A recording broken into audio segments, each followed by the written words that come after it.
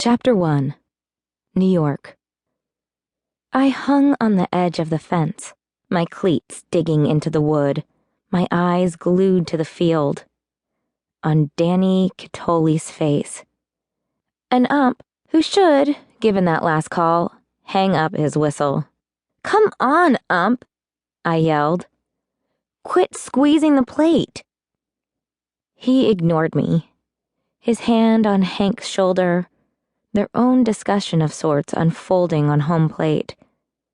I glanced at my dad, who leaned right and spat, his shoe stubbing at the pitcher's mound. We were down by 3, top of the 9th.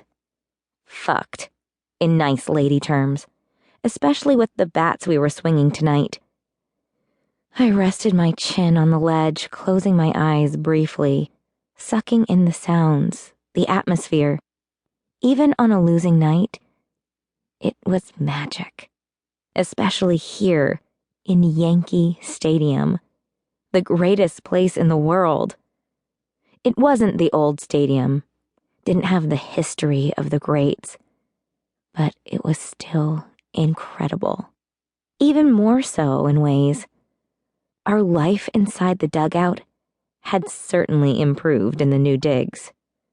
But on this April night, 10 games into the season, a cool breeze blowing, the scent of grass and dirt competing with peanuts and beer, music thumping in tune with the stomp of fans, and the entire stadium on its feet, defending our play.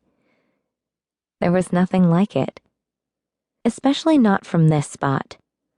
Eye level with the field, the shift of the world's finest players behind me, the greatest stage in the nation before me. I opened my eyes and found Dad's on me.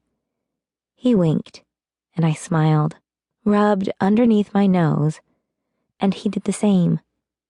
Our sign, solemnly decided upon one night a decade ago. To a 7-year-old girl, it had meant everything. To me, now, it was just another piece of our connection. One strand of 1,000. "Hey, Ty." I didn't turn my head. Franklin's voice coming from the bench. "What?" "Grab my inhaler." On it. I pushed away from the rail, my eyes on the mound, the game back in play, my dad winding up. I turned, knowing before I even heard the smack that it was a strike. 2-seam fastball, and there wasn't a better executioner in the game. I left the stage and pushed through the swinging door, my sneakers slapping against the floor, my fingers trailing along the wall until I picked up enough speed and jogged, my fists swinging at my side, my chin nodding to a manager who passed, the entrance to the locker room ahead. I pushed through the door without hesitation, beelining for Franklin's locker, my hands quick as I reached into his bin and found his inhaler. Franklin's inhaler, Mount's dip, Henderson's knee brace. Someone always needed something.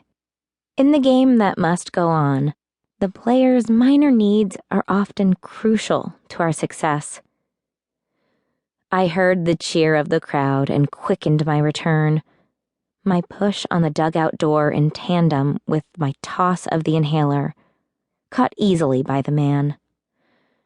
"Struck out. Ramirez is up." Franklin updated without my asking, my glance at the scoreboard confirming. The opponent's first base coach looked my way and smirked, his eyes skating down my front. I smiled, giving him a front row view of my middle finger, the crack of a bat distracting us both, and I watched the ball soar high and left, a foul. I stared at Dad and willed another out to happen. One out, then we just needed the big man upstairs to hand out a 4-run miracle.